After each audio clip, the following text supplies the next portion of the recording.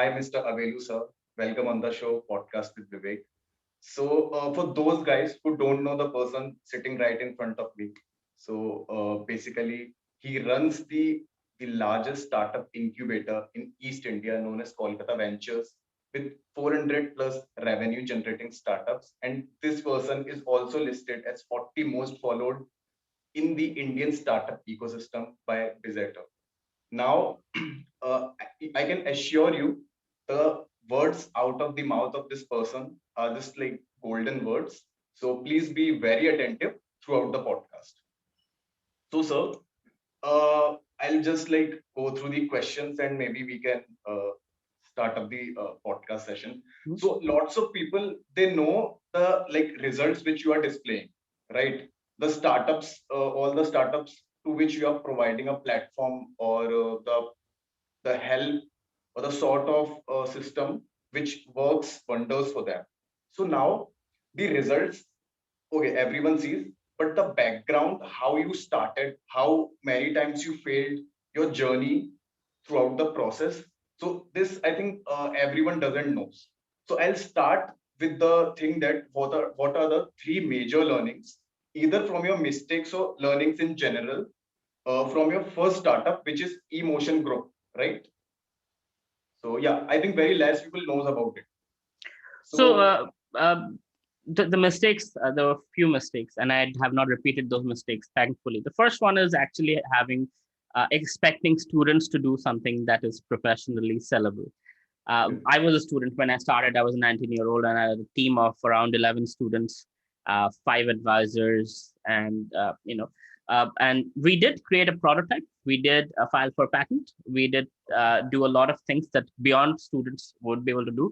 But when it came to actually manufacturing in China and building something manufacturer ready, we were building Apple. Think about the Apple Watch. It's kind of okay, like a necklace in the form of that. It's uh, you sync in the real world and you become friends online on a social network. It was meant for kids to sync in the real world and as a friend authentication device. Because at that time, Facebook just came in, MySpace was going out, and parents were very scared about the kids going online, meeting all kinds of people, cyberbullies, pedophiles, and things like that. So we created a necklace, a smart necklace, with which you can sync in the real world and become friends online, send messages to each other, all of that good stuff. So we built it in US. The designed it in US. We manufactured it in China and then China. sold in the US. So in the process, what happened was what I realized what the things that students built, I had to rebuild the whole thing with the help of professionals before we could have something commercially available. So never use students. I'd expect them to build anything professional because they don't have the experience for it, no matter how smart they are. That's number one. Number two is uh, fundraising. We get used to rejections and get used to the idea of people giving you gyan. Every person will tell you what to do. uh, they don't know your business, they don't know your market, but they will give you free opinions. Don't take all the opinions seriously.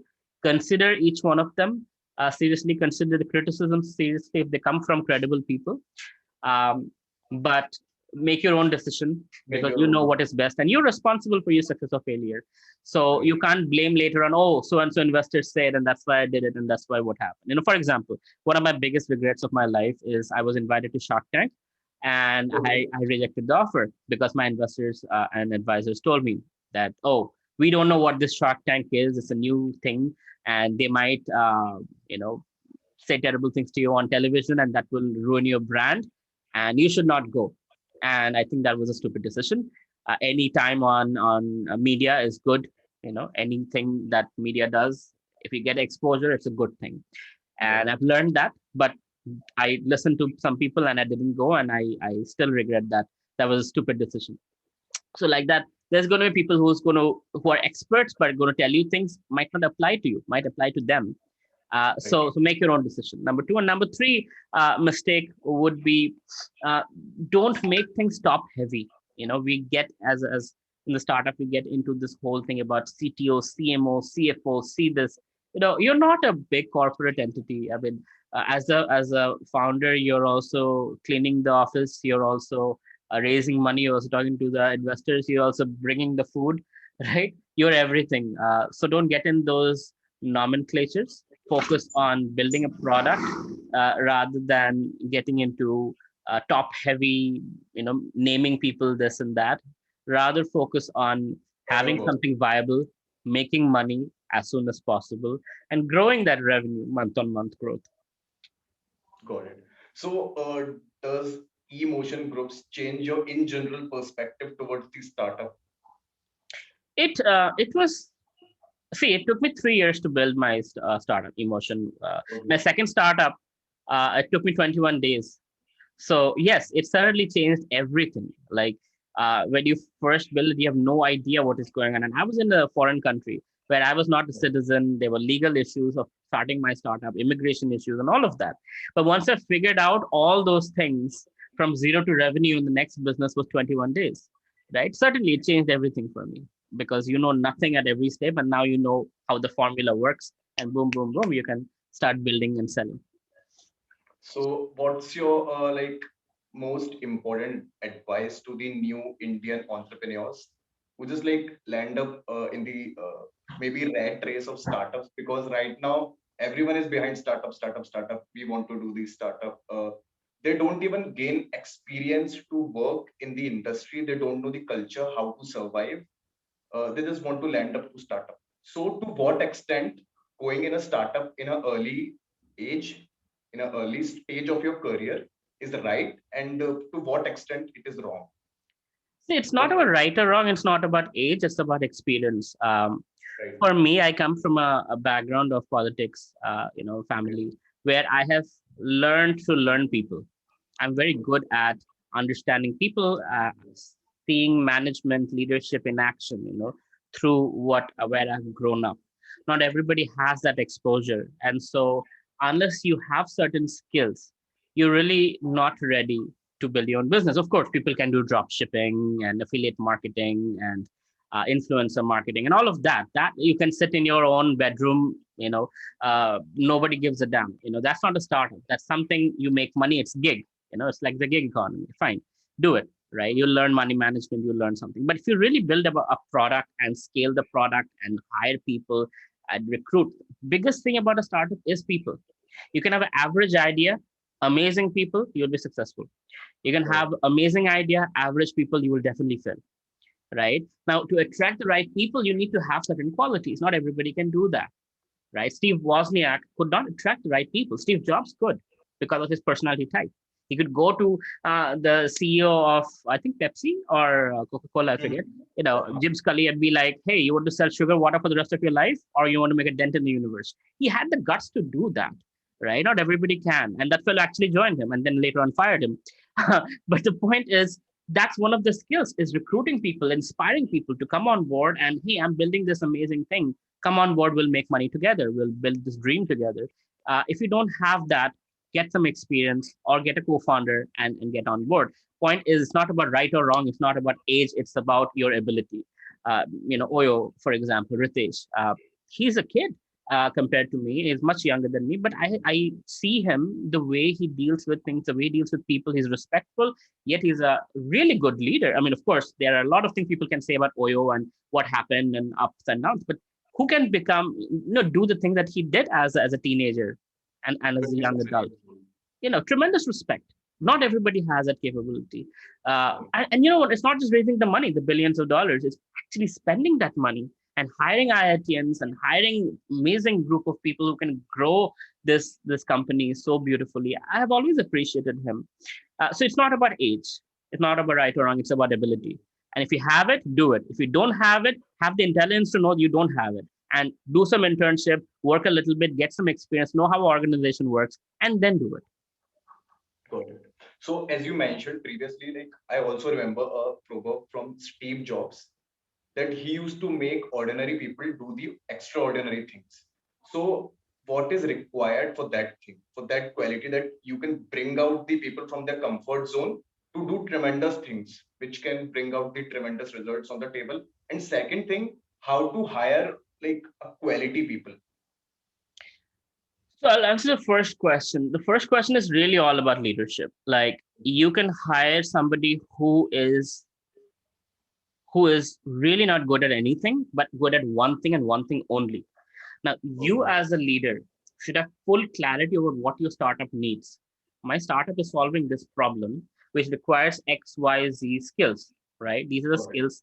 And this person has this one skill, and I'm going to put him in this jigsaw puzzle to do this one thing and one thing only. He has no clue how this affects everything else, but I do. And I'm going to place him exactly in a way that he does his job in a timely manner and delivers, which connects with everybody else. And my job as a CEO is to connect all the dots and bring out a product, bringing Got the it. best of everyone put together in a form that people are willing to buy, right? That is a powerful skill. Again, not everybody has it, right? In fact, startups are not for everyone. Let me just be very honest, right? It's not for everyone. But you know what? Even if you start, you spend 2 years and you end up being a failure, it's totally okay. It's great actually, because you'll learn law, you'll learn people management, you will learn product development, you will learn 10 times of what will an MBA can teach you ever, right? And if you go to a job interview after that saying you started the startup and you failed, they'll be more than happy to talk to you because you have far more experience than your peers, Right. Agreed.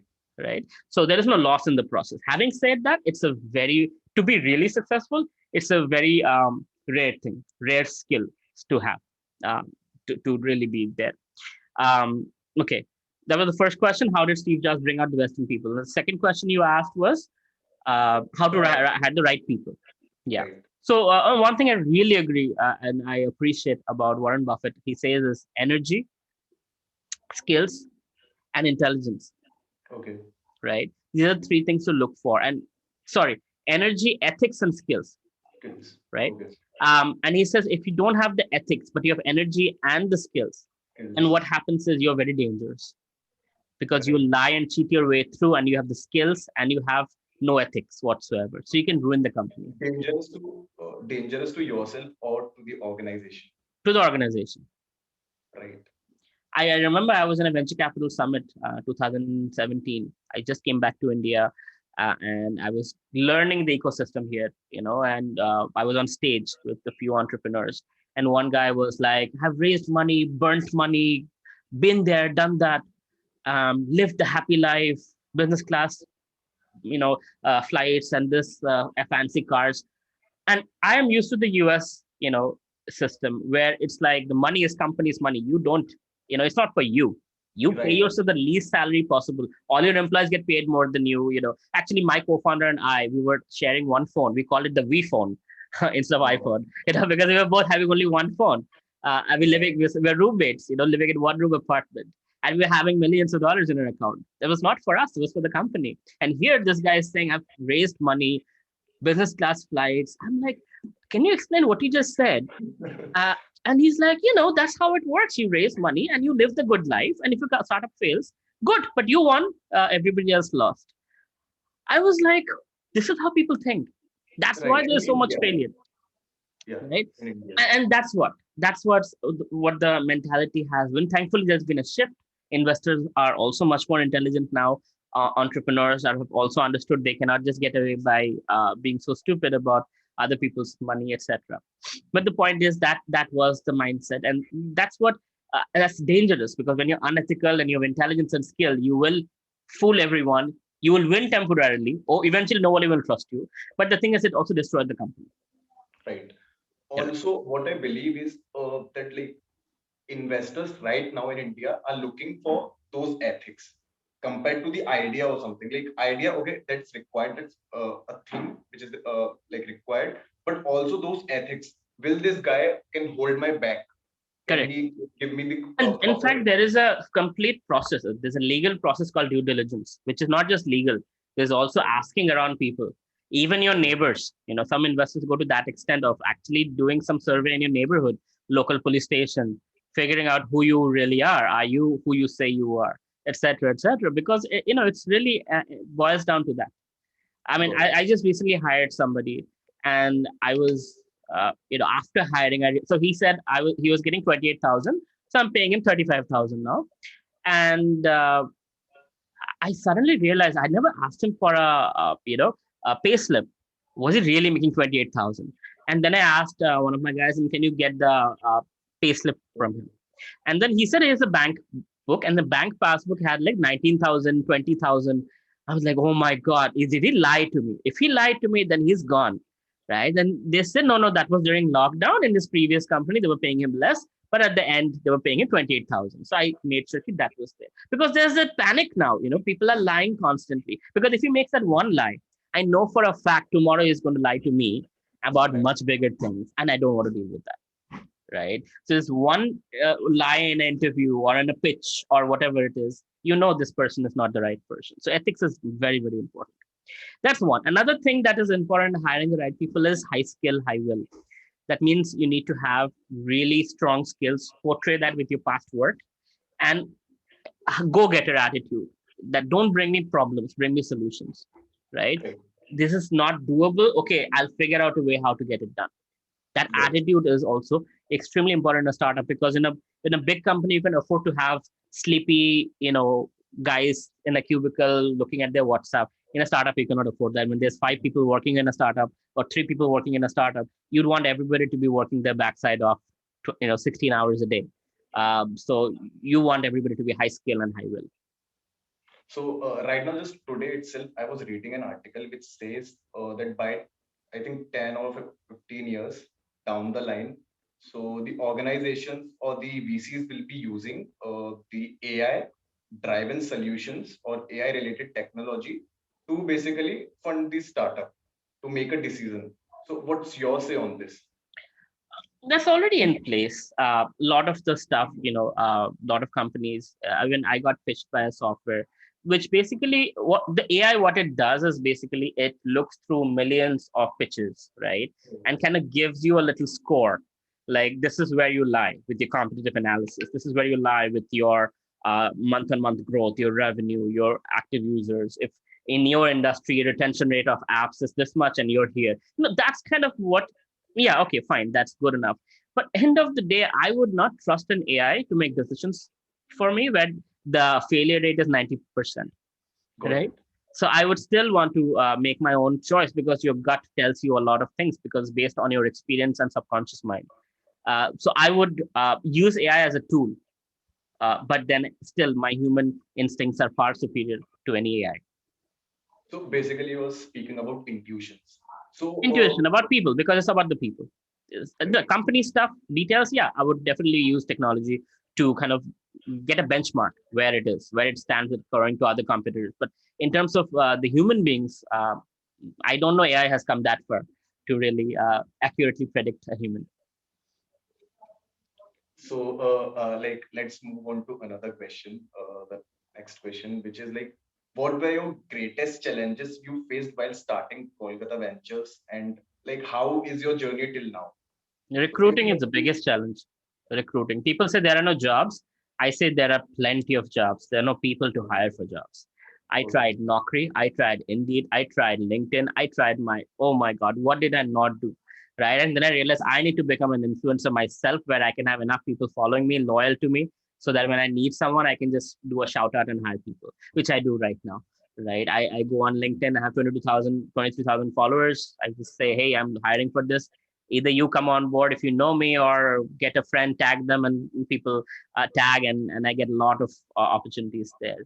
But initially it was so hard, because people don't have skills, they lie, that there are people say they've done something, but it's really not so. uh, it's such a pain. Recruiting is a big problem. so you becoming an like influencer, was the hiring for Kolkata Ventures the main reason, Yeah, or okay, literally, it not just Kolkata Avengers, but just people, getting the right people on board, whether it's hiring, whether it's lawyers, whether it's accountants, whether it's referring. For example, startup tells me, hey, I need blah, and I'm like, how do I connect you to somebody? Now I have that network. I can connect you to pretty much anyone under the sun in the ecosystem, because of the network I have. wow, that's really very creative thought actually. So actually, I was just like going through your profile, your works. So I find out that in personal life, in general, you are a very spiritual person. Yeah. So what I knew, what according to my understanding is generally people with who are getting into spirituality have a certain type of dark background, like something really very dark has happened to them, maybe like a very harsh breakup, or maybe something like they have faced certain challenges that they by themselves were not able to deal with. So when they take the shelter of spirituality or meditation or whatsoever like practice, they feel that they can go through that challenges very smoothly. So can you share your certain dark No, no, past? there's nothing like that. So in Bhagavad Gita, Krishna says that there are four kinds of people who come to him, right? And the first kind is what you said, Artharthi, one who wants money or fame or whatever, they have, or something, the relief from problems. So those kind of people come to God, right? Come to spirituality. Then second, he says the curious, that what is this all about? I just want to see what spirituality is all about. So just curious, nothing else. The third is for knowledge, and learning. Like I want to know what is spirituality, what is God, what how life changes. So you can tell me I'm the third category, where from the age of 5 I've been meditating, I've been questioning things, I've been trying to figure out, this chair and table would be there, but I won't be there one day, right? How does that make sense that I would stop to exist suddenly, right? What's the body, what's the mind, what's the soul, what's the intelligence, how do you define them? Reading various books. So I have been always asking questions as a kid, grew up, and then when I went to US, I found my mentor, and he helped me understand the Bhagavad Gita, and things became crystal clear. And that's been my passion ever since. Actually, I fall in the category of the second category. You said the people who are very curious. So for me, the Krishna spirituality says is that. I'm not saying. so basically initially I was like getting into an IIT. It was a goal. Okay, we came into an IIT now, like having a decent internship offers now. Things were pretty smooth. Still, there was a sense of insatisfaction that like something is missing. What's that I was not able to find? So when I landed up into a spirituality and things started like seeming pretty smooth. I started enjoying my life. I was more happier. I felt like now I'm complete. The semicircle, the other part of the semicircle is now like filled. So yeah, that was my journey. And like another question along with the previous one, I would like to add on. So what are the changes you faced? Uh, Okay. So as you said, you started spirituality right from the age of 5. So this question The is from search you. started at the age of 5, but finding it was more like your age. Okay. When I really found something I can hold on to. But this question is a sense of second person perspective. For example, uh, consider me as a friend. So what are the changes you observed in the person close to you who was not spiritual earlier, but later after becoming spiritualized, how his life changed, how his thinking process changed? You want me to tell you about an experience of somebody else who had this?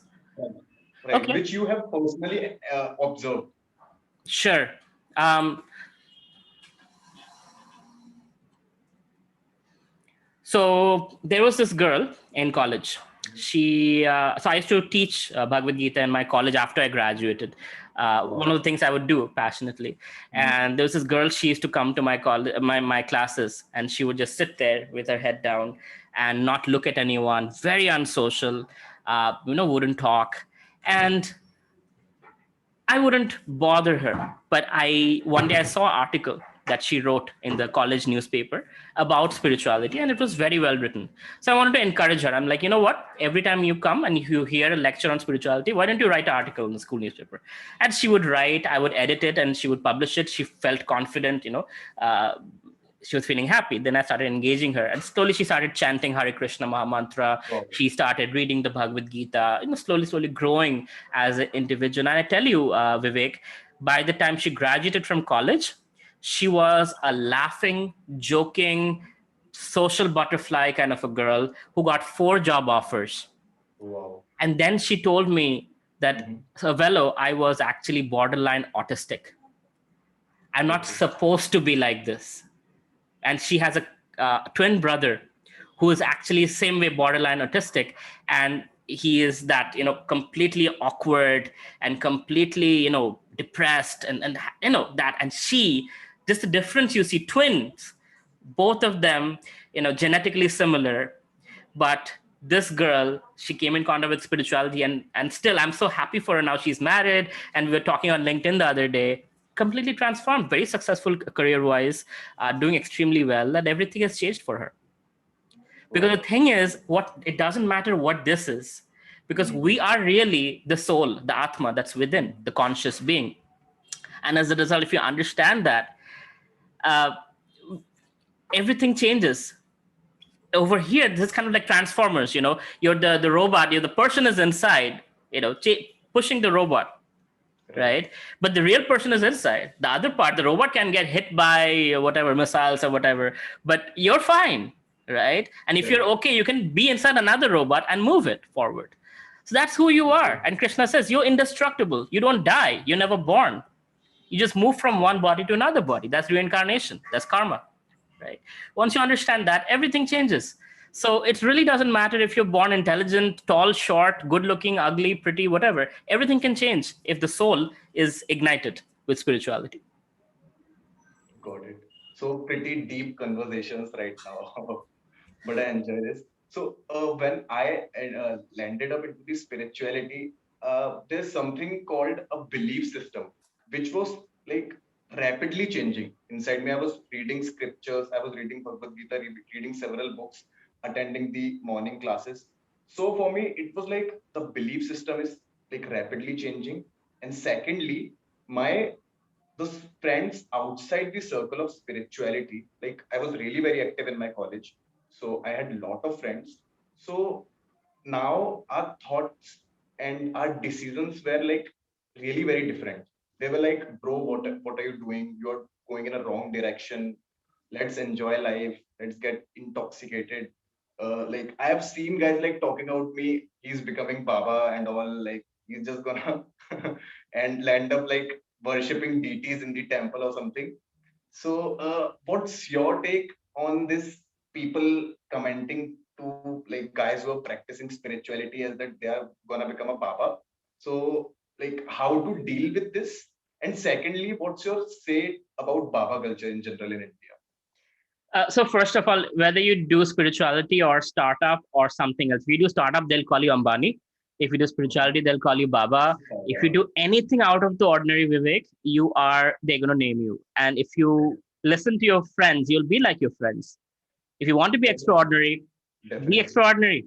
Nobody will understand you, not even your parents. Everybody's gonna call you crazy, and that's all right.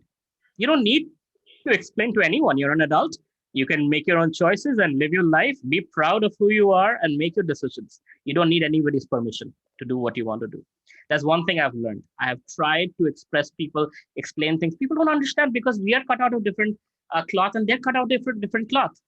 And when you are in a 4 dimension and you try to explain people in 3 dimension what it's like explaining iPhone to an ant. An ant True. will never understand what an iPhone is because they don't have Right. the perspective, right? Hmm. So it's okay. No need to deal with it.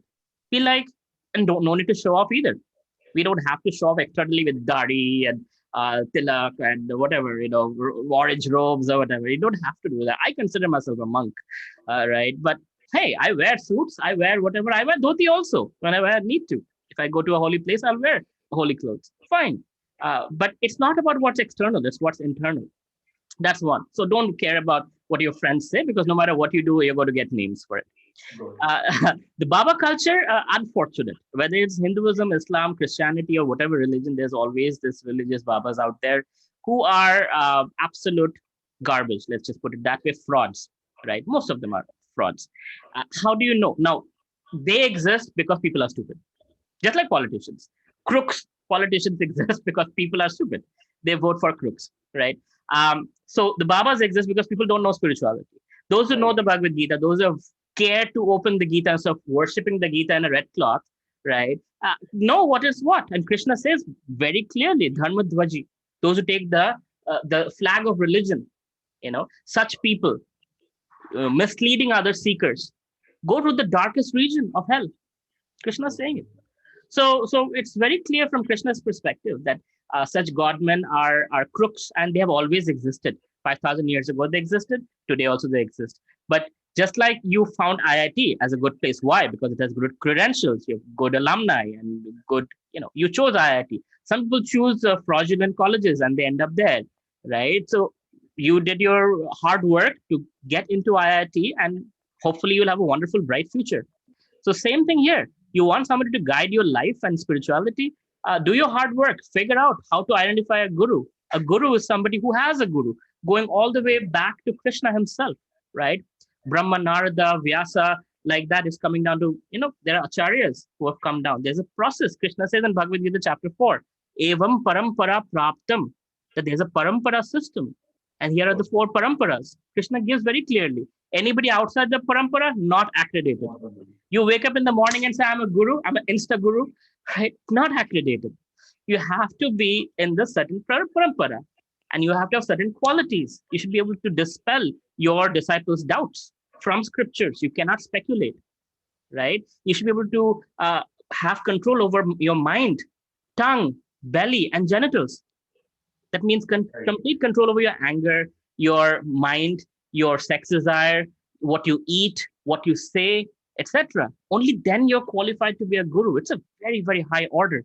Not everybody is qualified just because you wear funny clothes and funny hair and funny beard. That doesn't make you. So people who go for that are stupid and they deserve it.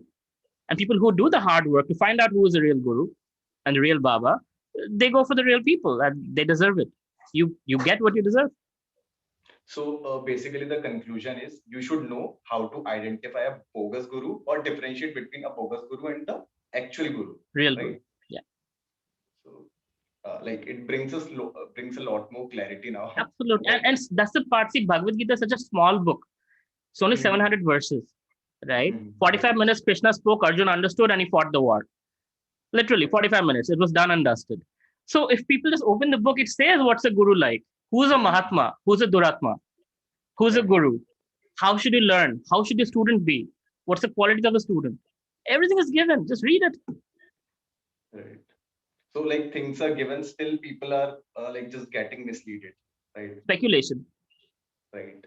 If you don't read the physics book and you just speculate about wave particle duality, you'll come to all kinds of conclusions, right? You'll come to all kinds of, but that's not reality. You should read the book by a proper author. You should do the experiment, under right situations, have the right variables, and you'll get the right results. Got it. So like my next question would be how to generate a sufficient amount of detachment from like sense objects or material objects, because it's said, or I personally have faced, that when we are too much attached to certain results or something, and even if we give our 500%, but at the end we don't get what we desired, we just get depressed and like the loop goes on. So whether it's a girl or a job or whatsoever in life, so how to get that sense of detachment at first? Certainly. So we as humans cannot live without attachment. But so the point is, attachment to spirit leads to detachment from matter. Okay. Attachment to the permanent leads to detachment from the temporary. For example, if as men are attracted, according to Srimad Bhagavatam, men are attracted to the body of the woman, and the woman is attracted to the ability of the man. Okay. So you'll see a very ugly looking guy with a very good looking girl. Either the guy has really good skills or a lot of money or can sing well, play the guitar or whatever it is, right? The ability is what the girl is attracted to. And the guy is attracted to the physical features. Now, for both, now ability is on the mental platform, which is still material. And the physical aspect is the physical aspect. It's grossly material. But there is something deeper than that, the person, which is the soul.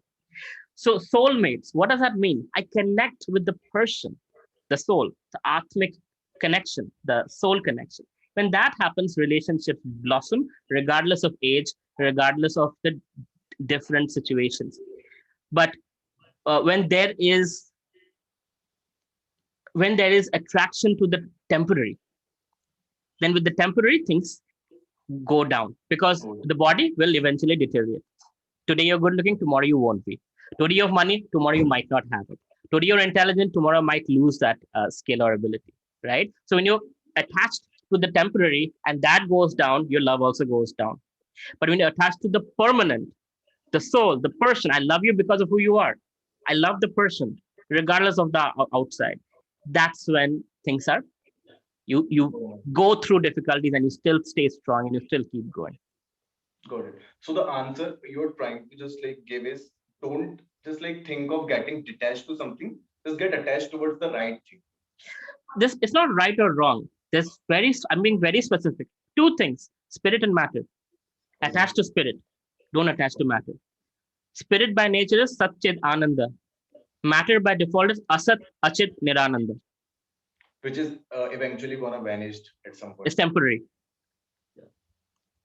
By design, matter is temporary. By design, spirit is eternal. Oh, Attached to the eternal.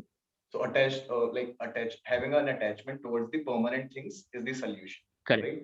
Correct. Got it. So suppose I am your 21, 22-year old younger brother. So throughout your experience in your life, what would be the three like best piece of advice you would like to like, give to me? I wish I knew you a little bit more to give you advice, Okay. but I'll give you generic. One is create, right? Yeah. 99% of the people consume, Okay. right? Whether it's consuming Netflix or consuming products or whatever. Type of 1% content create. you consume. Huh? You're just saying, just filter the type of content you are consuming. No, I'm saying create. Consume to create, right? Got There are creators of the 1% who define what the future is, who define their own lives, who really take control of things. Whether you're creating a company, whether it's creating music, whether you're creating content, become a creator. Then you have control over your destiny. Got Right. it. One. Number two is build amazing skills. People focus on what their weaknesses are, try to bring up the weaknesses to a better level, right? Focus on your strength. Don't worry about the weaknesses because they'll never be more than average. So you're wasting your Mm. time. Focus on your strength and be the best you can be on your strength. So if you're good at coding, be the best coder you can be in your own, language or whatever, right? If you're a UI UX person, be the best designer UI UX person you can be ever. So focus on one or two things God has given you and be the Got it. best in that rather than focusing on being the best in everything, being an all-rounder. You can never be an all-rounder, and even if you were, you're basically average because you're Mm. good at everything. You're not good, you're not the best at anything, right? Got it. And the third thing is learn to speak and write well Mm. because a lot of things, a lot of impressions are made based on how you communicate. You can have all the good things. No one would listen to you unless you can speak and explain things in a way that people understand, So right? learn to express yourself properly. Express yourself in an effective way depending on who you're talking to. Got it. So yeah, in India especially, you like what I've observed is I have many friends which are from very small cities of India, like friends from Bihar, from UP. They are really very smart, but they are not able to express their thoughts. They're not able to express themselves. So eventually, they are a bit more shy. They become more like sort of introvert. So what would be your advice for those type of people? One of the things I do notice in that category that you mentioned is Hmm. that I'm not good enough. So even so, people write to me on YouTube comments or whatever, like, "Sir, I want to work for you. I want to intern for you." I'm like, "Yeah, great. Uh, let's explore together." But Okay. sir, I'm not good enough. I failed my exam and I did this, and he gives me all the reasons why I should not talk to him. And I'm like, I'm telling you, let's explore, and you're telling me why I should not talk to you. You don't understand. So rather than focusing on your negatives and before somebody else says no, you say no to opportunities. Give it Hmm. a shot. What you got to lose? You're a 20, 21-year old. You have nothing to lose. Try.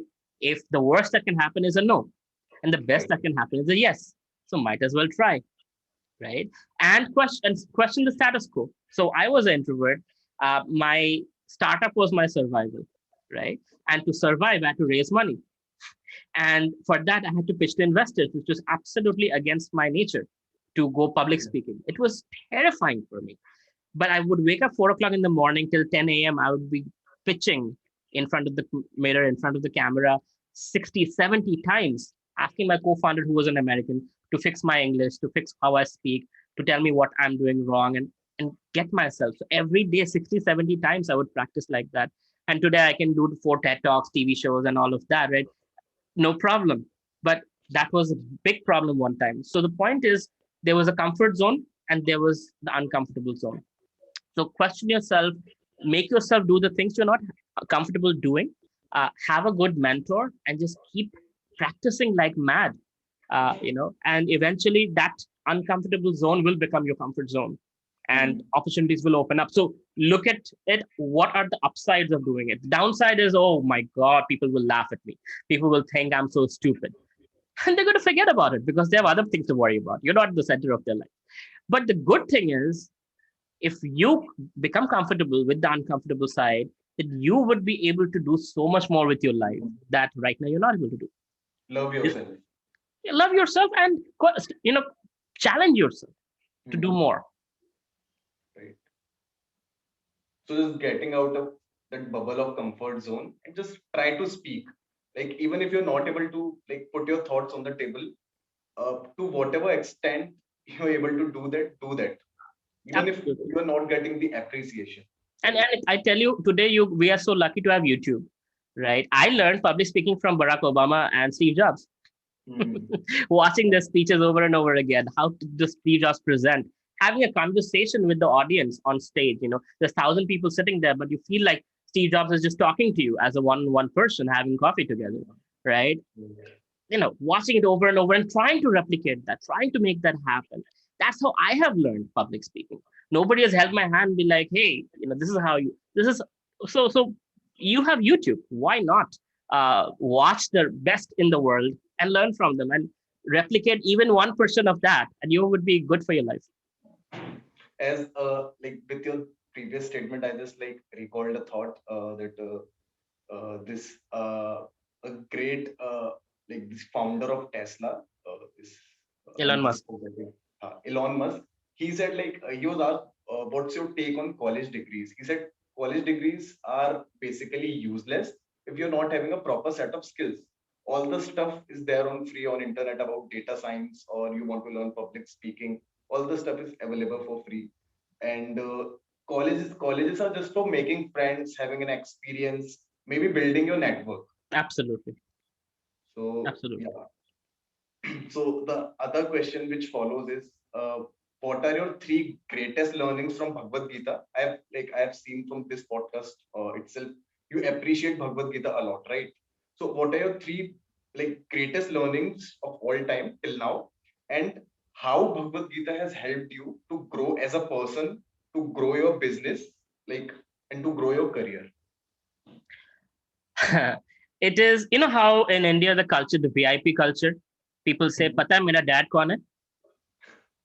So Bhagavad Gita literally allows you that privilege. Pata hai mera dad Mhm. kaun hai? Krishna. Lord Krishna, right? He is the owner of the entire creation. He created the entire creation, the most powerful, the most beautiful, the most knowledgeable, and he can do magic for you. He can actually break the laws of nature for you. And honestly speaking, in my life, I know I'll be probably shunned by a lot of people saying, what nonsense. But it has happened. Many, Mhm. many, many miracles have happened in my life. And I think that's the competitive advantage I have over others. I still remember Mhm. when Bitcoins went really off the roof in Mhm. 2017 November. I was in Hong Kong and I came back to India.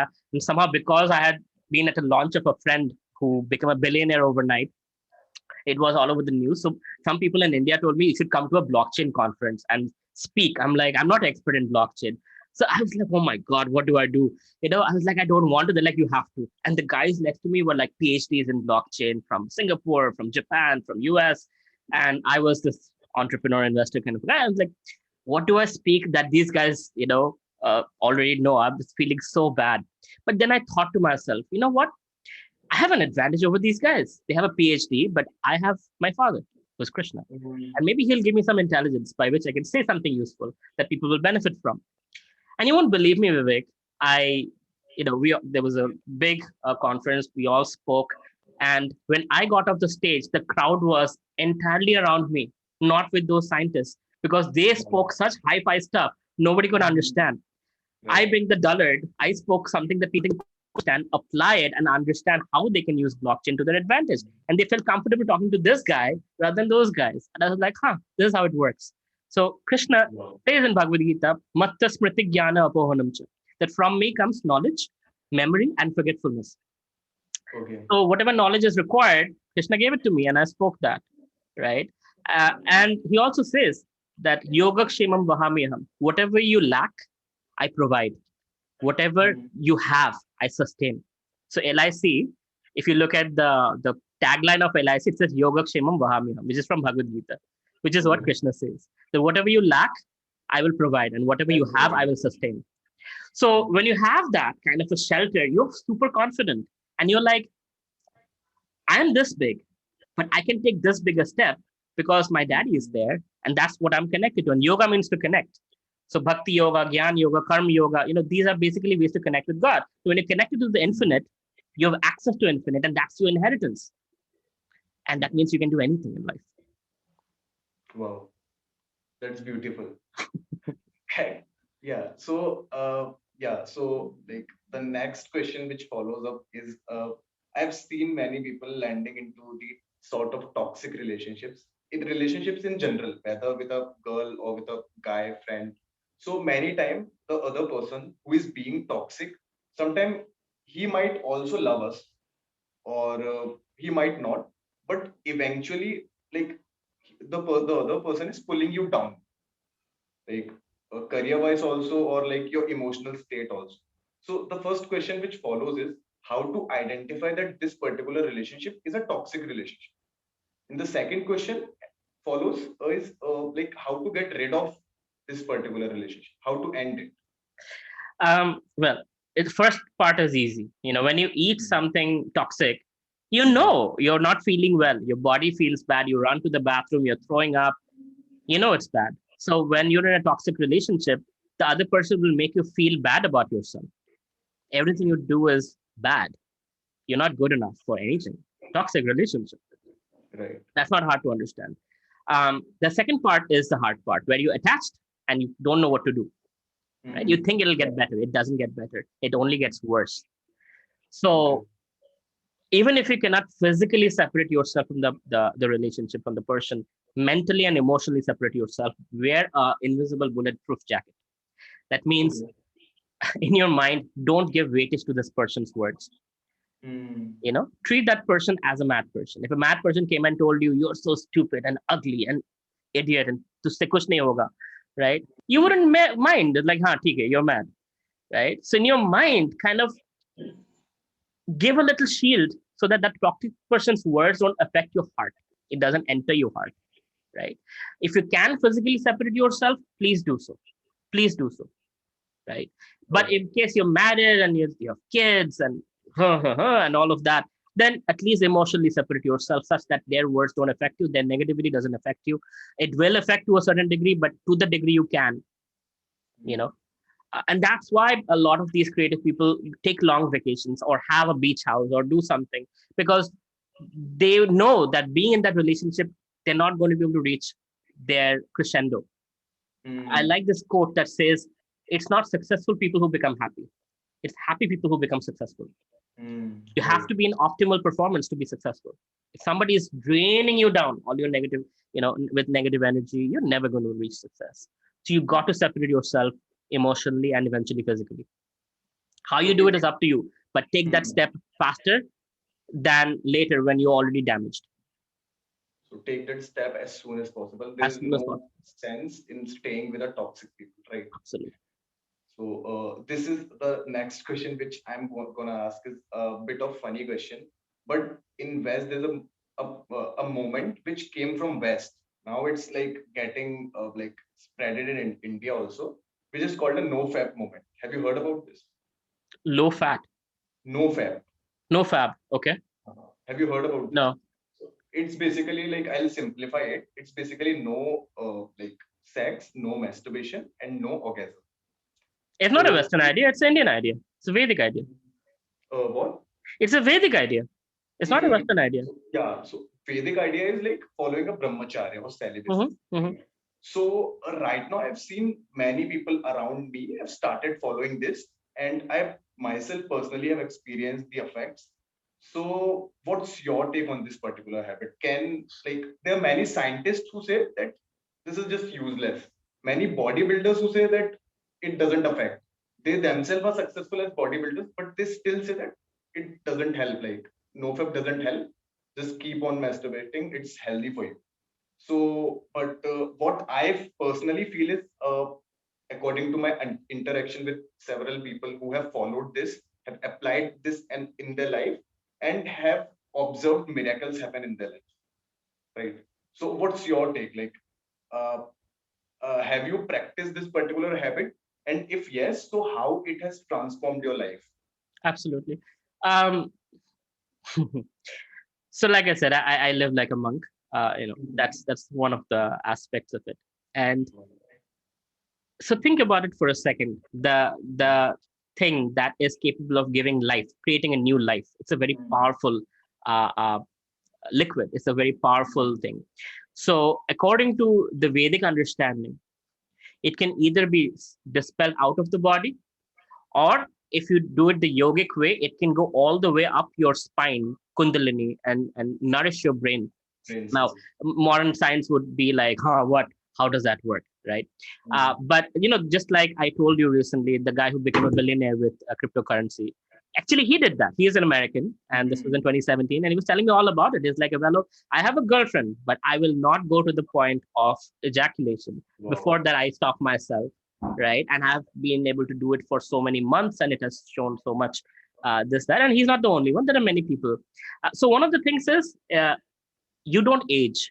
One thing I have noticed is your aging slows down, your memory becomes impeccable, photographic Mm, memory.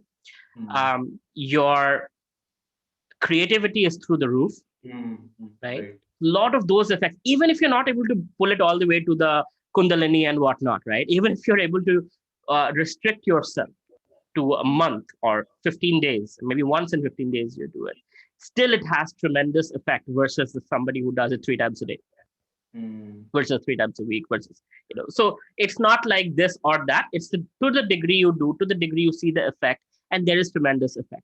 Because when you're losing it, you're losing a big chunk of your energy, your male energy, that the life force that is within you, right, is going away with that, because you're creating another being. You're trying to create another being. That's what you're trying to do. So you're losing a lot. So when you retain it, your body is not spending that energy in that, versus it's being used for something much better. So yes, externally there are these things, more memory and this and that.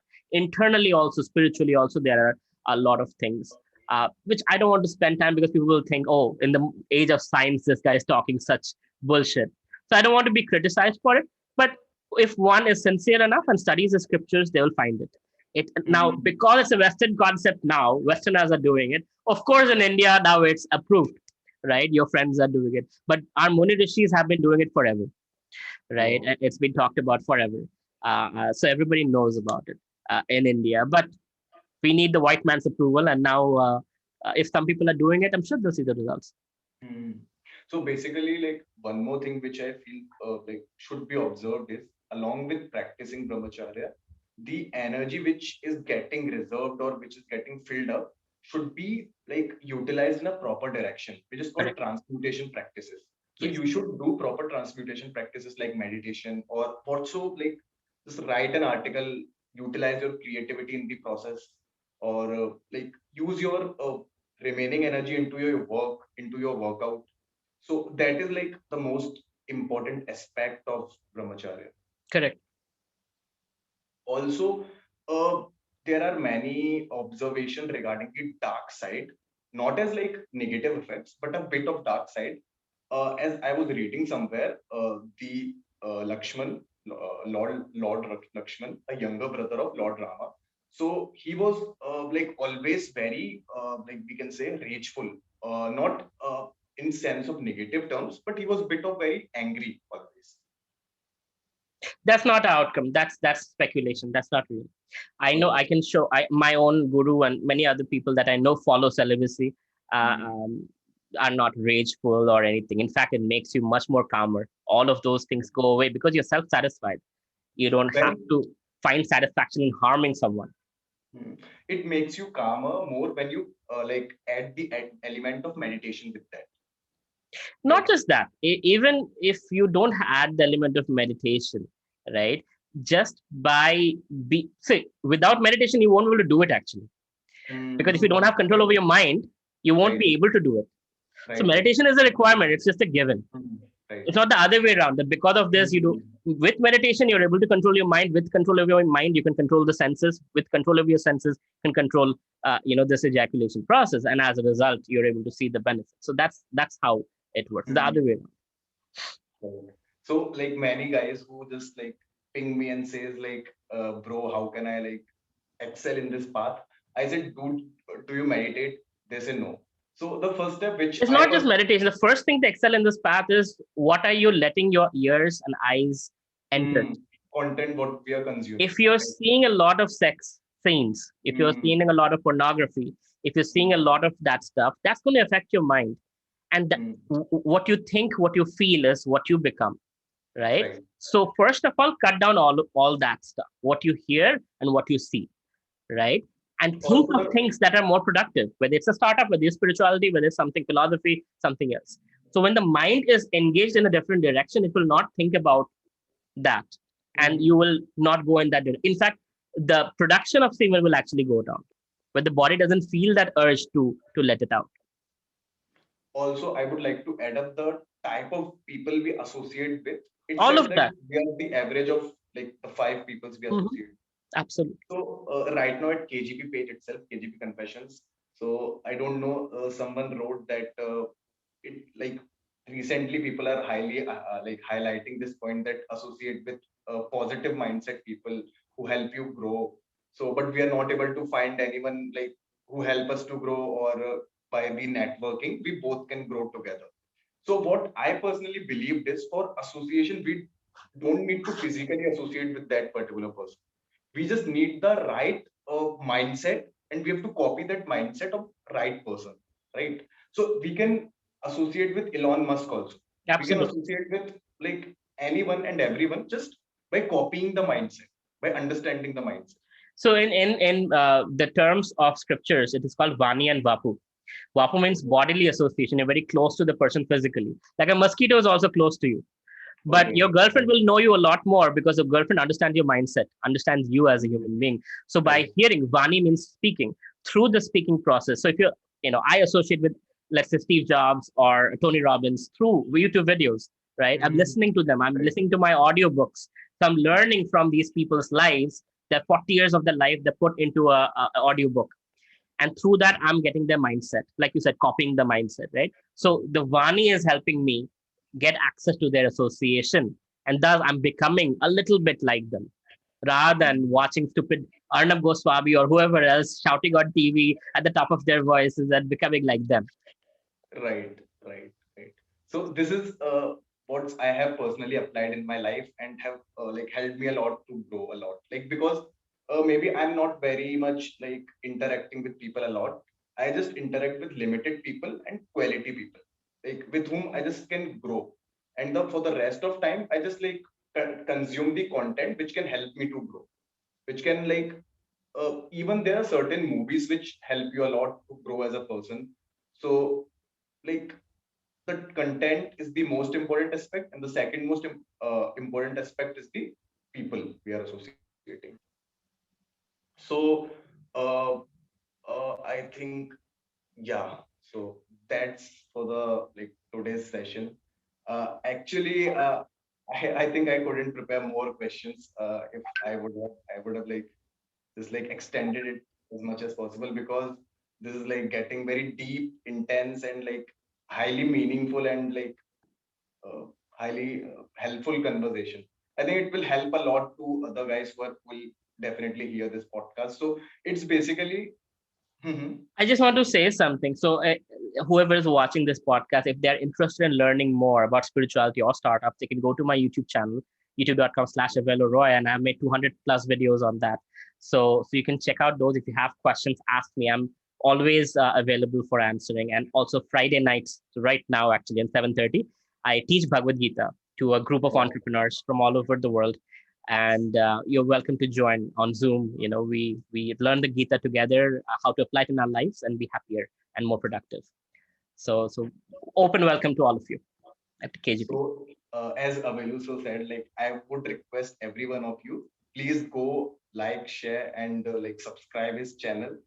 And I personally gained a lot in this just 1 hour podcast. I am feeling like I have grown a lot.